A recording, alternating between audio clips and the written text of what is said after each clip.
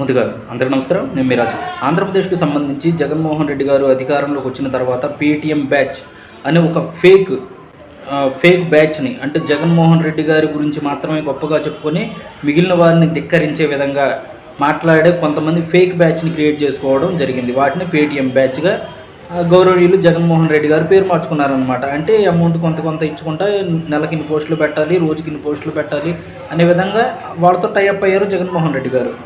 ఇదే కోవలోకి వస్తారు శ్రీరెడ్డి. ఒకసారి ఆవిడని కూడా అరెస్టు చేయాలి. ఆవిడ చంద్రబాబు నాయుడు గారు కావచ్చు, లేకపోతే పవన్ కళ్యాణ్ కావచ్చు, లేకపోతే నారా లోకేష్ గారు కావచ్చు, వీరందరిపైన కూడా అనుచిత వ్యాఖ్యలు చేయడం అయితే జరిగింది.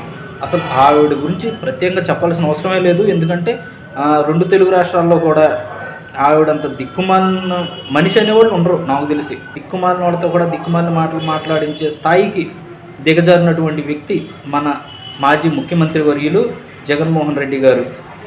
ఇప్పుడు ఆవిడ కూడా జగన్మోహన్ రెడ్డి గారి మాటలు విని పేటీఎం తీసుకుని ఆవిడ చేసినటువంటి అనుచిత వ్యాఖ్యలకి గాను ఇప్పుడు ఆవిడ జైల్లోకి పోబోతున్నారా అంటే ఇది నిజమే అనే అవకాశం అయితే ఉంది. ఎందుకంటే ఇవాళ కాకపోతే రేపు కాకపోతే ఒక నెల లేకపోతే 2-3 నెలలు వెళ్ళకైతే తప్పదు. ఎందుకంటే ఆవిడ చేసినటువంటి ఎక్స్ట్రాలు మళ్ళీ జగన్ అధికారంలోకి వస్తాడు అన్న అహంకారంతో ఆవిడ చేసినటువంటి రాజకీయాలకి అతీతంగా మాట్లాడుతూ, అంటే ఏదైనా ప్రాబ్లం ఉండి లేకపోతే వీళ్ళు అధికారంలో ఉన్నప్పుడు ఏదన్నా పొరపాట్లు చేస్తుంటే వాటిని మాట్లాడటం వేరు.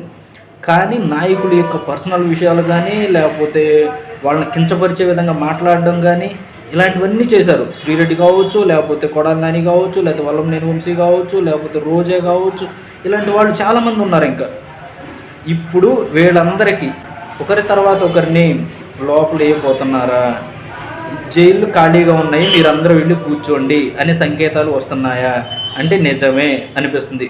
ఇందులో మొదటి పేరు ఎవరిదంటే శ్రీరెడ్డిది. ఒకసారి ఆ విషయాన్ని చూద్దాం. సినీ నటి శ్రీరెడ్డిపై కర్నూలు 3 టౌన్ పోలీస్ స్టేషన్లో కేసు నమోదు చేశారు.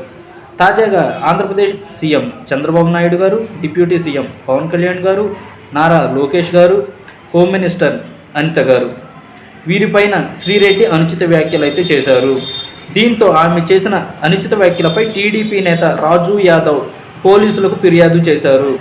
ఈ నేపథ్యంలో కర్నూలు 3 టౌన్ పోలీసులు శ్రీరెడ్డిపై కేసు నమోదు చేశారు. అది అర్థమైంది కదా. అంటే ఎప్పుడో ఒకప్పుడు వీళ్ళ పాపం పండబోతుంది, ఇంత తొందరగా వీళ్ళ పాపం పండిద్ది అనేది ఎవరు ఊహించని విధంగా జరగడమే కదా రాజకీయం అంటే. వైనాట్ 175 అన్నారు, అసలు ఏమి లేకుండా పోయారు. అసలు అపోజిషన్లో కూర్చోవడానికి కూడా ప్రతిపక్ష హోదా అనేది లేకుండా పోయింది. అంత దరిద్రంగా ప్రజలు తీర్పునైతే ఇచ్చారు. ఇప్పుడు వీళ్ళు కొంచెం ఎవరైతే చెలరేగారో ఒక్కొక్కరిగా రాజ్యాంగం ప్రకారం శిక్షకు గురవబోతున్నారా అంటే మొట్టమొదటి మనిషి శ్రీరెడ్డి గారి. అలా వాగిన వాళ్ళలో తర్వాత ఇంకెంతమంది వస్తారు అనేది మనం వేచి చూడాల్సిన అవసరం అయితే ఉంది.